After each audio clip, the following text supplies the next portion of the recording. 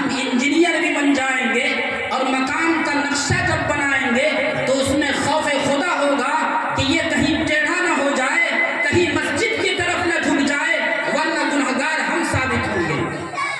دنیاوی تعلیم کے ساتھ ساتھ جب بنیادی تعلیم اگر نہ ہو تو بڑا تاجر بن جائے گا، تاجر بننے کے ساتھ ساتھ گول مریچ اگر وہ بیچیں گے تو اس میں پپیتا کا بیج ڈال کر کے بیچیں گے، ان کے اندر خوف نہیں ہوگا۔ دنیاوی تعلیم کے ساتھ ساتھ اگر بنیادی تعلیم نہ ہو تو ایک ڈرائیور بھی، بس چلانے والے، آٹو چلانے والے اپنے آپ کو سامنے لکھ دیں گے پائلوٹ، چاہے کہ وہ ڈرائیور ہے لیکن لکھ رہا ہے پائلوٹ کہ ہوائی جہاز چلانے والے ہیں۔ کیوں؟ اس کے اندر خوف خدا نہیں ہے، خوف خدا نہیں ہے، ایمان نہیں ہے۔ اس لیے لوگوں ضرورت ہے اس وقت جتنے بھی علماء نے بیان کیا، جتنے بھی اکابر نے بیان کیا، خلاصے کے طور پر صرف یہ کہ ہمارے اندر ایمان ہو جائے، خوف خدا پیدا ہو جائے، یہی ہمارا بنیادی مقصد ہے اور یہی جلسے کا پروگرام ہے۔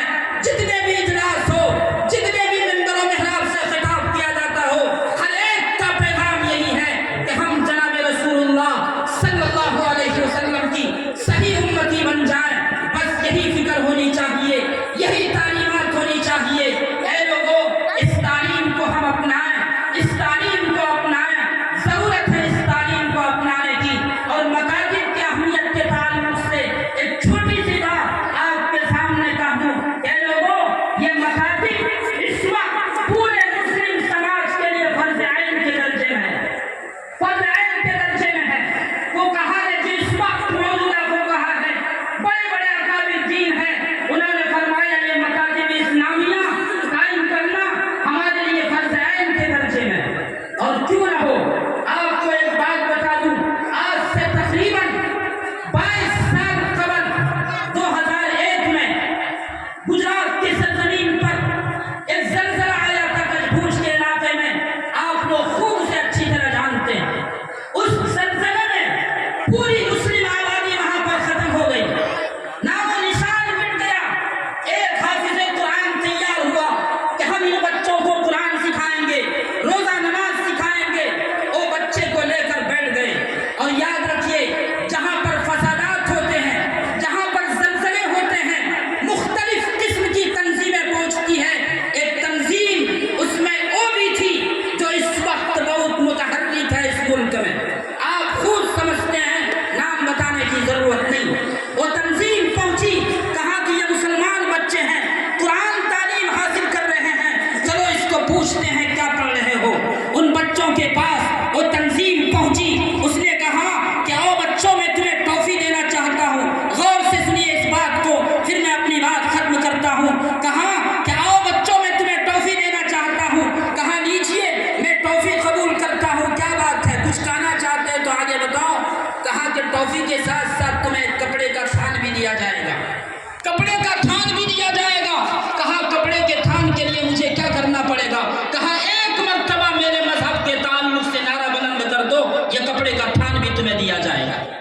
ایک مرتبہ بلند آواز سے میرے مذہب کے تعلق سے نعرہ بلند کر دو۔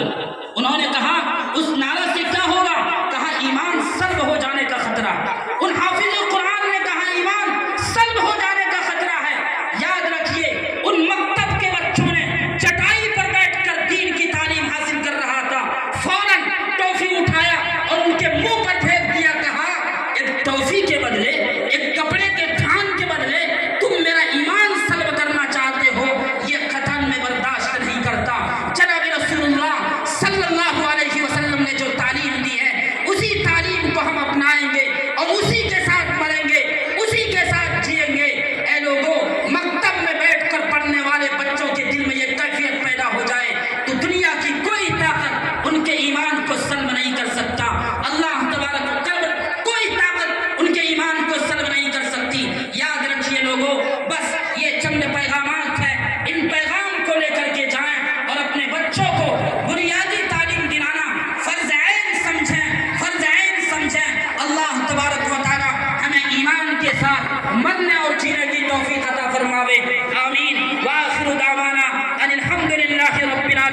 ربنا تقبل منا انك انت السميع العليم وتب علينا انك انت التواب الرحيم.